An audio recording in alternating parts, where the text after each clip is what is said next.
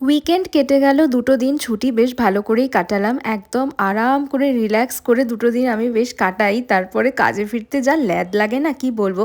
কিন্তু যাই হোক, কাজকর্ম তো করতেই হবে। আর আজকেও সেরকমই একটা দিন ছিল। সকাল সকাল উঠেই তো বসে গেছিলাম অফিসের কাজ নিয়ে। আর আজকে কেন জানি না খুব টায়ার্ড লাগছিল, তাই দুপুরের দিকে আর 1 মিনিটও বসার সময় পাইনি। আমি একদম সোজা শুয়েই ঘুমিয়ে পড়েছি। ঘুম থেকে উঠে মা দিয়েছিল কয়েকটা লাল আঙুর খেতে, কি যে ভালো ছিল আঙুরটা কি বলবো। এদিকে আবার আঙুর খেতে না খেতেই চলে এসেছে এগ ডেভিল, সেটাও খেলাম।